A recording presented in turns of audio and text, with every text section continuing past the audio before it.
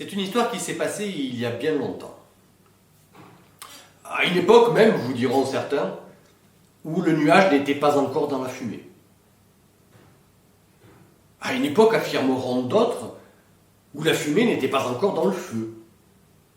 À une époque, diront encore des troisièmes, où le feu n'était pas encore dans l'arbre, où l'arbre n'était pas encore dans la souche, où la souche n'était pas encore dans la racine, où la racine n'était pas encore dans la graine. Dans la graine, en tout cas, il y avait un vaste pays, tout plat. Et au milieu de ce pays, il y avait une montagne. Enfin, à dire le vrai, plutôt une colline. Une colline un peu haute, vous voyez. Mais Antonio et Giuseppine, ça leur plaisait de dire que c'était leur montagne. Parce qu'Antonio et Giuseppine, ils avaient construit leur petite maison accolée à la falaise de la montagne. Comme ça, la montagne les protégeait du vent. De cette manière-là aussi, le soleil les éclairait toute la journée. Et toute la journée, le soleil réchauffait la maison. Toute la journée, le soleil réchauffait la falaise. À tel point que jusque tard dans la nuit, la falaise leur offrait de la chaleur. Mais il faut bien dire que depuis quelque temps, avec les années qui passaient, la montagne, elle a commencé à s'enrhumer bien plus qu'à son tour, à tousser, à crachoter, et à chaque fois, il y avait des pierres qui dévalaient la falaise et qui tombaient sur la toiture de la petite maison. Antonio et Giuseppine, ils en étaient arrivés à passer leur journée à réparer la toiture. Et alors les jours où la montagne s'enrhumait et où il se mettait à pleuvoir, c'était constamment qu'Antonio et Giuseppine étaient dans le grenier avec des seaux en train de les déplacer pour être toujours sur la gouttière.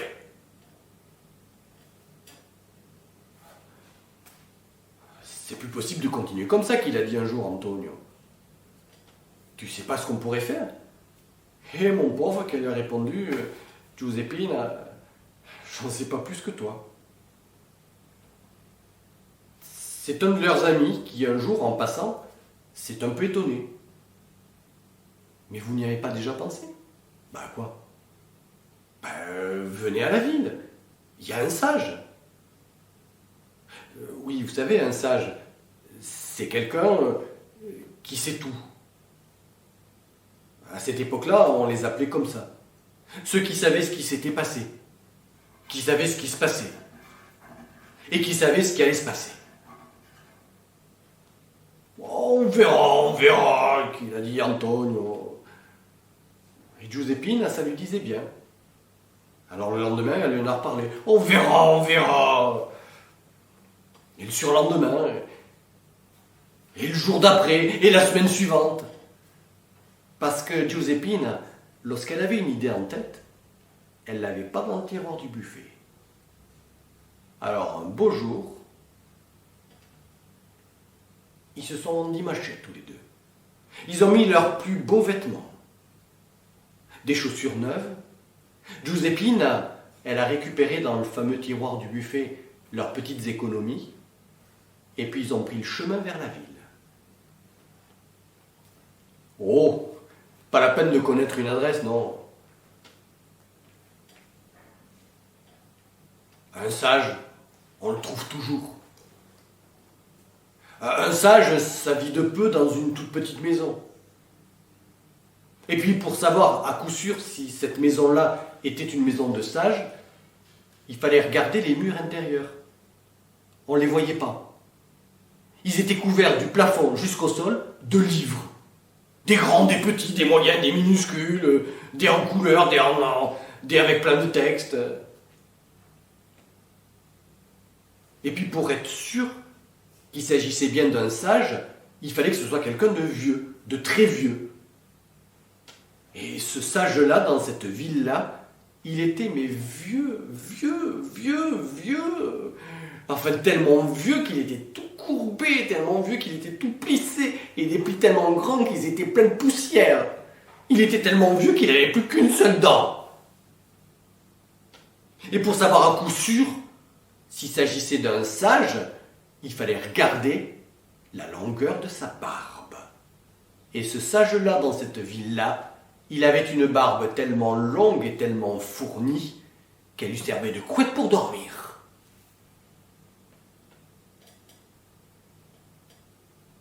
Oui, qu'est-ce que c'est? Qu'est-ce que c'est? Faut bien dire que les sages aussi ont leurs habitudes. Et le sage de cette ville, il n'aimait pas du tout être dérangé au moment du goûter. Oui, ça va, c'est ouvert. Excuse-nous de te déranger, grand sage, a dit Antonio. Mais nous venons te soumettre à un très grave problème. Oui, fais vite. Et bien voilà. Nous avons une petite maison construite contre la montagne. Et la montagne, depuis quelque temps, s'enrhume très souvent, se met à tout sauter, à cracher. Il y a des pierres qui tombent sur le toit de notre maison. Et nous sommes constamment en train de la réparer. Est-ce que tu aurais, toi, grand sage, une solution à notre problème? Et c'est pour ça que tu viens me déranger, qui leur a dit.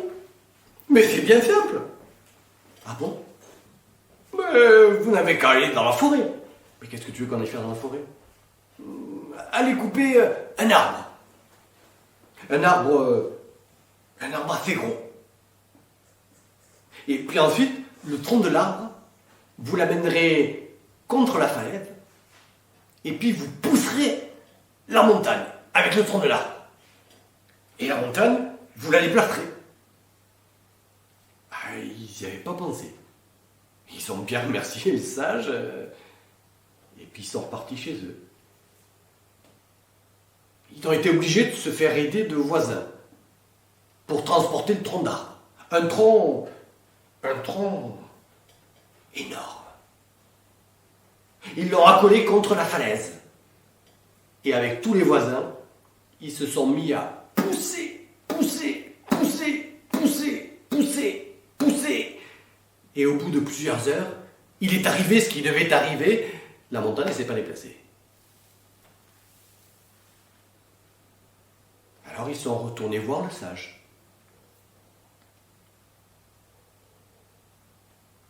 Excuse-nous de te déranger, grand sage.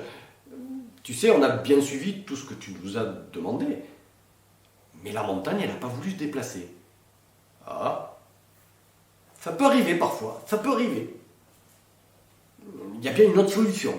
Ah ben dis-nous. Il faudrait que vous fassiez beaucoup de bruit.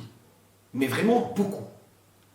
Et ça, la montagne, elle n'aime pas trop. Si vraiment vous faites beaucoup de bruit et pendant longtemps, la montagne, d'elle-même, elle va se déplacer. Ah, ils n'y auraient pas pensé tout seuls. Ils ont bien remercié le sage. Ils sont rentrés chez eux, ils ont invité des voisins. Et puis n'oubliez pas de venir avec vos instruments, vos casseroles. Tout le monde est arrivé. Ils se sont tous réunis un matin avec des bâtons de bois, avec des casseroles, avec des chaudrons, avec des violons. Et ils se sont mis tous à faire un bruit, un boucan pas possible. Ça a gueulé de partout. On l'a entendu dans tout le pays. Toute la journée, ils ont fait du bruit. Ils ont tapé sur tout ce qu'ils trouvaient. À la fin de la journée, ils étaient fatigués, éreintés. Et il est arrivé ce qui devait arriver. La montagne ne s'est pas déplacée. Oh, quand même qu'il a dit Antonio, on a bien fait tout ce qu'il nous avait dit. Peut-être qu'on a oublié quelque chose qu'elle a ajouté, hein, Giuseppine. Alors, ils sont repartis à la ville. Ça m'étonne beaucoup qu'il a dit ça.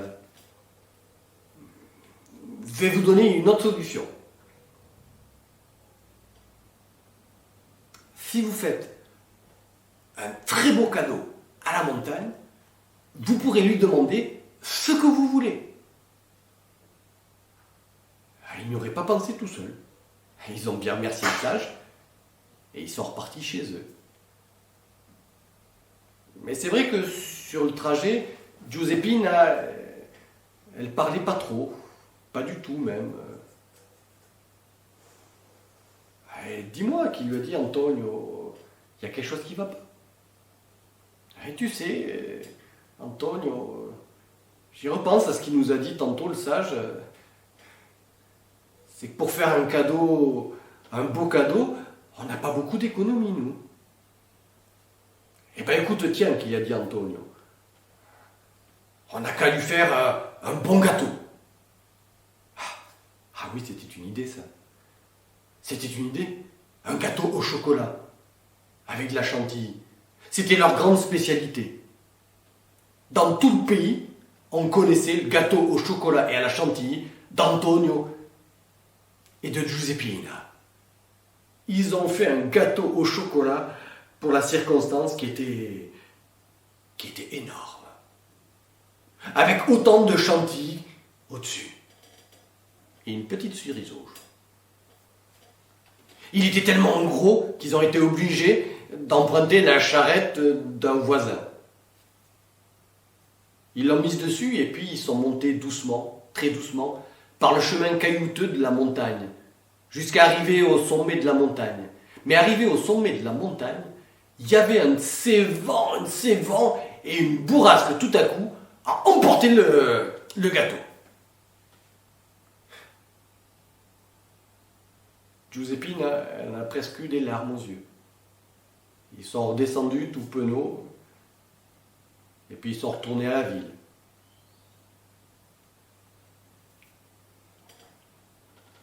Mes pauvres amis, je n'ai plus qu'une seule solution. Est-ce que vous savez danser? Non. Non. Et toi, Giuseppine? Non.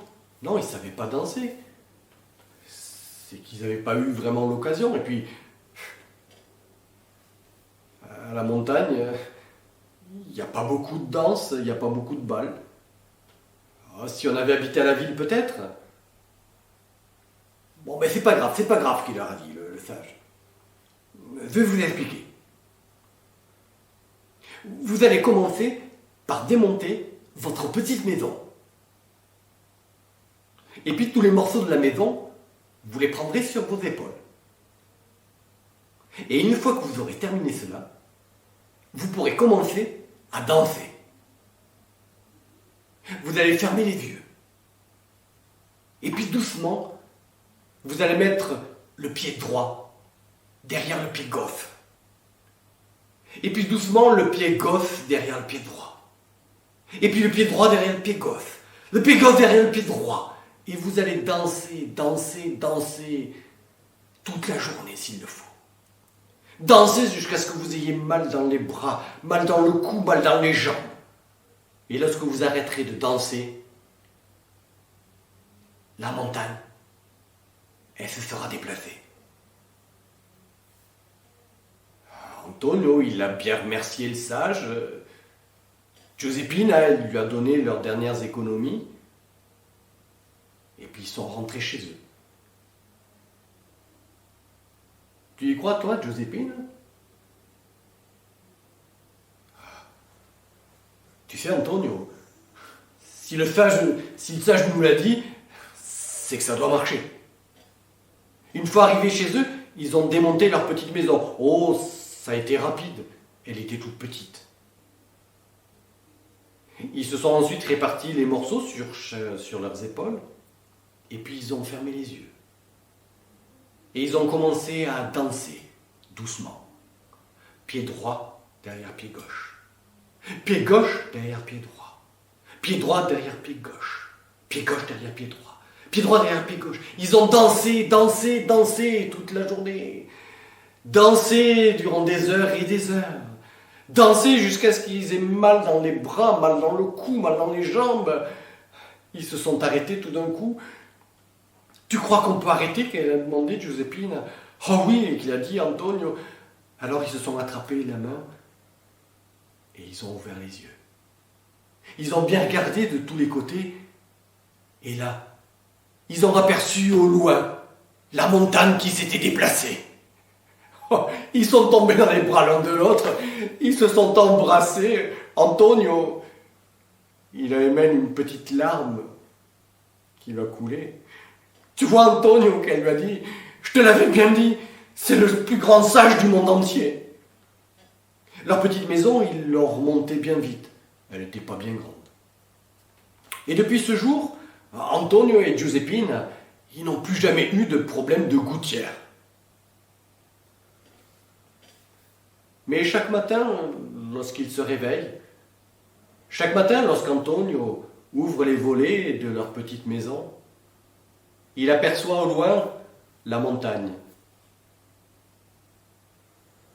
Tu vois, Giuseppina, je me demande si on n'aurait pas mieux fait de continuer à danser encore un petit peu plus longtemps, pour qu'elle s'éloigne davantage encore.